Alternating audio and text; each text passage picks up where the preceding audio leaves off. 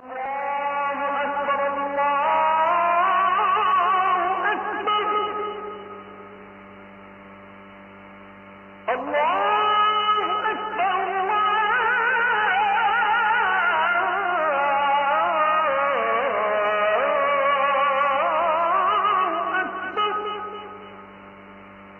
হক আদায় করার জন্য আমরা কোরআন থেকে 10টা করণীয় আমরা আজকে শিখে যাব। 1 নাম্বার হলো আল্লাহর হক যদি আমরা আদায় করতে চাই, শিরকের কাছে আমরা যাব না। রাজি আছেন কি সবাই?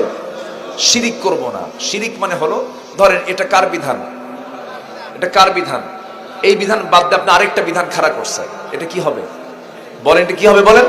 শিরিক হবে। শনিবারে বাঁশ কাটা যাবে না। শনিবার কার? ওই দিনটা কে দিছে? তো বাঁশ কাটা যাবে না, তোরে কইছে কেটা? এরকম আছে, এরকম আছে না? আছে। এটা কি হবে? শিরিক হয়ে যাবে। এরপরে আছে হলো কি, বৃষ্টির দিন বিয়ে হওয়া যাবে না। বৃষ্টির দিনে বিয়ে করলে ওর সারা জীবন চোখের পানি ফুরাবে না। দেখছেন কি হাদিস দিল?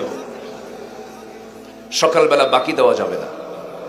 ট্রাকের পিছনে ছেঁড়া জুতো ঝুলায় রাখে, ট্রাকের পিছনে, দেখছেন কিনা আপনারা জানি না। ট্রাকের পিছনে ছেঁড়া জুতো ঝুলায় রাখে। আমি একদিন ট্রাকের ড্রাইভার, রাত বিরাতে চলাফেরা করি, তো অনেক সময় ট্রাকের হোটেলগুলো রাত্রে খোলা থাকে। তো একদিন এক ড্রাইভারকে বললাম, আচ্ছা রহস্যটা কি? প্রায় ট্রাকের পিছনের দিকে ছেঁড়া জুতা ঝুলানো, এর কারণটা কি? হুজুর, বদনজর থেকে বাঁচার জন্য। বদনজর থেকে বাঁচার জন্য ছেঁড়া জুতা না ফালাক নাস? বলেন বলেন, কি বলেন? ছেঁড়া জুতা না ফালাক নাস? যত বদনজর আছে, যত জাদুটোনা আছে, যত কুফরি কালাম আছে, সব হজম হয়ে যাবে ফালাকের নাস পড়বে।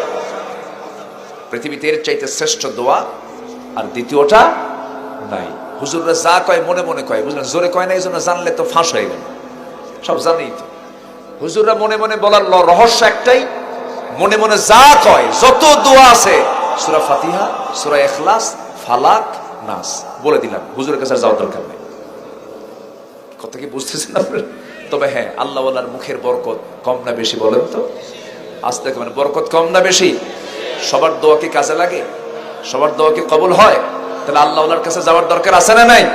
আচ্ছা, কিন্তু আমি কেন বললাম, আপনিও পড়েন, আপনি আল্লাহ ওয়ালা হন, আপনিও চেষ্টা করেন, আপনার দোয়াও কবুল করবেন কে? আল্লাহ তাআলা। তাহলে শিরকের কাজ আমরা কেউ করব? শিরকের কাজে যাওয়া যাবে না।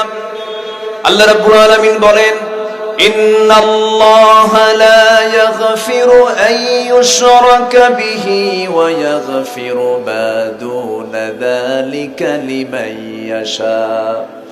আল্লাহ রাব্বুল আলামিন বলেন, আমি বান্দার সকল গুনাহ maaf করব, শিরকের গুনাহ কখনো maaf করব না। কার ওয়াদা? আল্লাহ নিজে রাগ করে বলতেছেন। এই আয়াতের অর্থ যারা বুঝবেন, খুব ভয়ঙ্কর আয়াত এটা।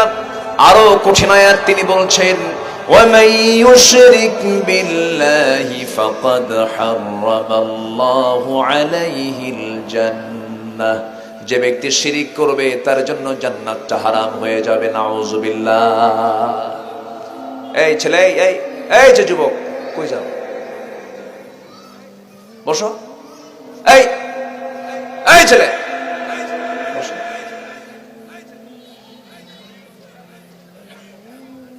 কি শেষ করে দেবো আমি? যাচ্ছেন কেন?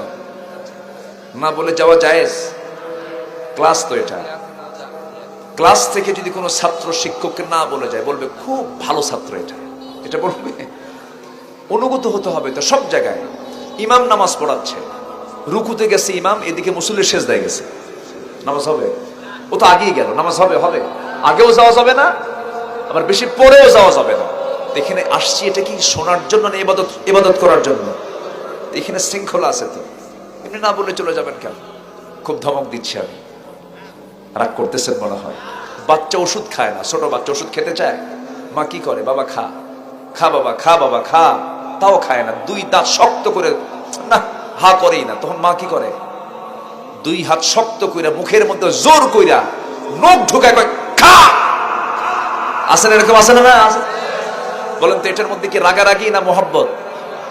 যদিও রাগছি, মহব্বত আছে।